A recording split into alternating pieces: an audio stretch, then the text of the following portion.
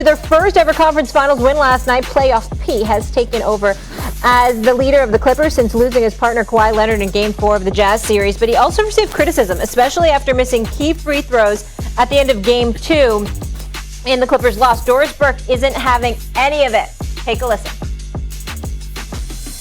I am so tired of people being critical of Paul George. He's played every other day since June 2nd. He has carried an enormous burden. He has led the playoffs in minutes and touches. And in the fourth quarter of Game 2, big shot after big shot. Yes, he missed the free throws. And yes, he probably didn't help himself calling himself playoff B. But he is fighting through incredible fatigue. 27, 15, and 8. Pipe down, critics of Paul George. Tell him, Doris. Big Perk here with us. Perk, good to see you, sir. All over the coverage last night, doing an excellent job as always. And, of course, this morning on Get Up. But, Max, I'm going to start with you. Should people stop bashing Paul George? No, it's not bashing. It's truth-telling. And, by the way, Doris Burke was truth-telling, too. That's why I said I wasn't going to blame their loss on his missed free throws, just like I'm not going to blame the Nets' loss on Kevin Durant airballing a three. Because, yes, he played all those minutes and he had carried his team and he was exhausted and he missed the shot.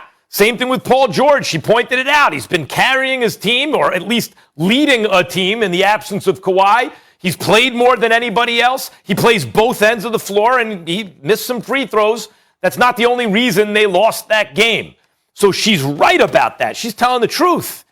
But people are also telling the truth, like I will right now when I say normally Paul George plays at a certain level in the regular season.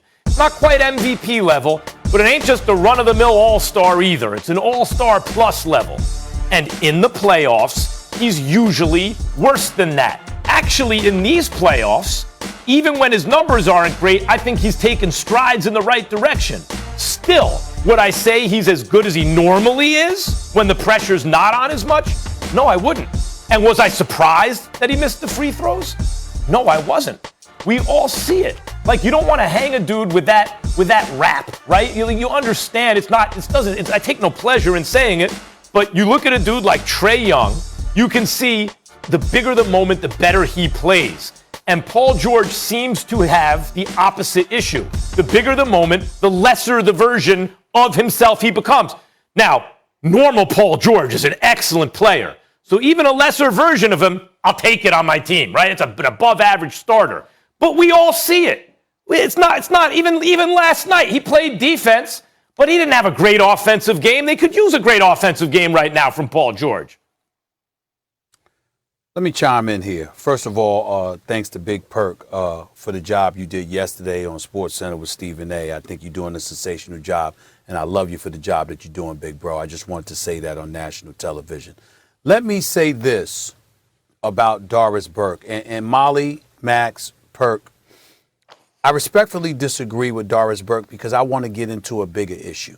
And I want to preface my comments by saying I consider Doris Burke basketball royalty. I really mean that. She is phenomenal. And I'm so proud to call her a colleague. I will say this respectfully why I disagree with her.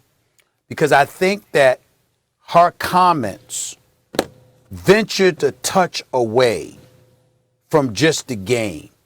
And I think it assisted the mindset and the thought process that has some of us spectating basketball looking at a lot of these dudes as soft mentally.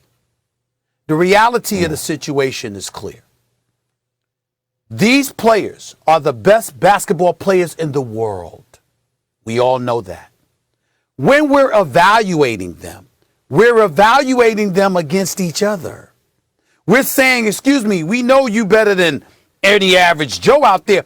But as we evaluate this game, we're dissecting and deducing who you are, what you're worth, and what you bring to the table because it all comes with the game. There's millions of people that want to play basketball. There's only 450 plus that get to play it on an annual basis in the National Basketball Association. And every single year, those 450 ain't the same. There's a select few that's the same year after year after year, but there's a lot of changing parts. Why? Because there's somebody on the come up that people feel are better than you are.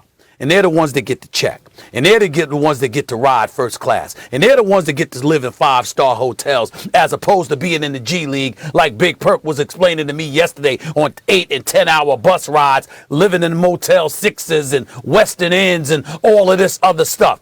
The point that I'm trying to make is that as you break down and you dissect a player, you're talking about what they bring to the table against their contemporaries. And that's what elevated the profile of the sport, which enables them to get paid the millions that they get paid. And for us to get paid what we get paid. And for the television networks and the league itself and everybody to benefit monetarily in an exponential fashion. This is what comes with it. And so when you get on Paul George and you say, excuse me, you missed 2 free throws. Why is that significant? Because you shoot 86.8% for the season. Your career 84.8% free throw shooter. And in 100 plus times at the free throw line this year, where you've had 2 shots at the free throw line, you missed both of them once out of 100 plus times. But then you wait until game 2 with 8.2 seconds left in regulation and the game on the line to miss both. People are going to react to that. People are going to evaluate that. People are going to deduce. And what they're going to say is that you ain't no scrub like most of us out here. You ain't no average player. You still a star. But when we think about the creme de la creme, there's another level that you may not have made it to. And it's up to Paul George to prove otherwise, which he has an opportunity to do. There's nothing wrong with that. And there's nothing to get sick and tired about that over. That's my personal opinion, respectfully. Well, no. Well, let me start out by saying, Molly, I appreciate the love. I appreciate y'all having me on First Take. Max, I appreciate you embracing me on this show and the Max Kellerman show. And Stephen A., I appreciate you, big bro, for putting me on all the platforms, all your shows. It's very appreciated, and I appreciate you from the bottom of my heart to all 3 of you guys. Now, let me get to this point.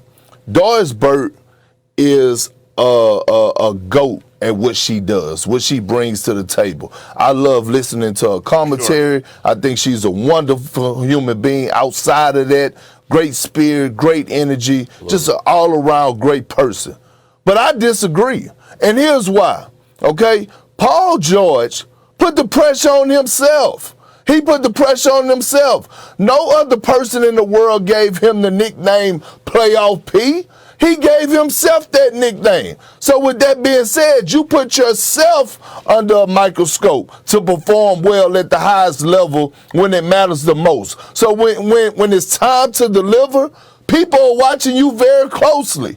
Didn't Kevin Durant about 2 or 3 years ago when they were playing the Clippers and the Clippers were giving Pat Bev and Lou Will was giving them problems the first couple of games, and Kevin Durant came out and he said, you know who I am. I'm Kevin Durant. And what did he go on to do to the Los Angeles Clippers? He killed them. And I mean, he buried them, put them in a body bag. Okay? And then you go back and look at a guy like Damian Lillard. You know he always points to his wrist. You know what time it is. It's Dame time. It's nothing fake about that because the man is clutch. When he points at his wrist, everybody knows we're about to get an epic performance. So with that being said, to Stephen A. Smith's point, you're getting paid $100+ million, okay? Not only did you give yourself a nickname, you're getting paid a bag.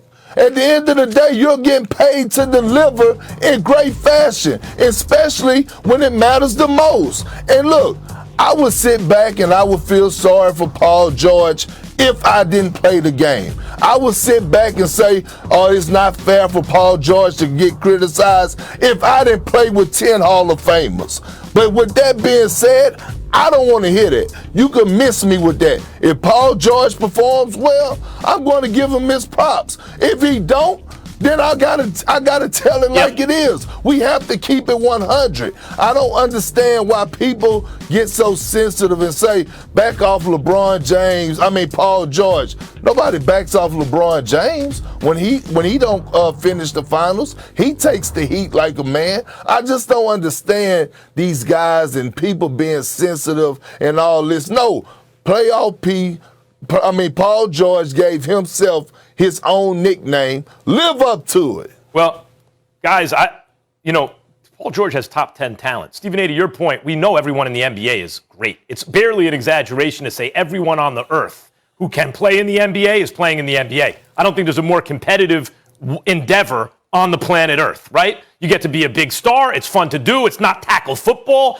You're not getting hit in the head. You're making millions of dollars. Everyone wants to do it, and only a select handful get to do it. We know they're all great. We're comparing them to each other. I think that's a great point. Paul George has top 10 talent. His size, his athletic ability, his basketball IQ, his shooting ability, his defense. Stop me when you hear a guy that you would take Paul George over. LeBron, KD, Kawhi, Steph, Harden, AD, Embiid, Jokic, Luka, Giannis. I just named 10 guys, not in the top 10. Would you take him over Dame? Would you take him over Trey? You see the way Trey's playing right now. Would you take him over Booker? Would you? I mean, maybe some people would. I would not. Max. Would you take him over Mitchell? Tatum? Max. Yeah. Bottom line is this.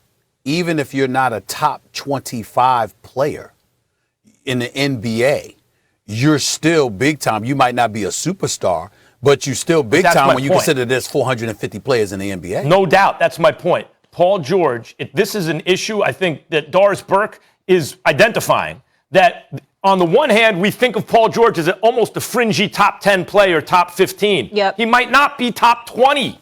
I mean, that's what we're doing here. We're evaluating these guys against themselves, and that's the important point. What we're saying is you're the best in the world. Mm-hmm. And of those people that are your contemporaries, here is where you are, right, amongst the elite. And so as a result of that, but unfortunately, we live in a day and age where we got too many of these dudes, not all, not most, but too many of these dudes that are mentally soft. The slightest little criticism or critique, they want to take to the nth degree, and they can't handle it. And there's no excuse for it, to be quite honest with you, because you're literally saying you're great, but now we're going to measure that greatness against other greats to see where you rank. Yeah. That's it. All right. We got to go to break. Perk's coming back. I know this, guys. I know who's not soft, and I know who's the clear-cut best third grader in the country. That would be Stone. I can't see Perk's face right now, but I saw your Twitter. I saw that video. Scottie Pippen says Doc Rivers is the reason to blame for Ben Simmons' failures. Stone's getting his driver's license right now. Right? Oh, my gosh. Stephen A. Smith's response to that take. And Max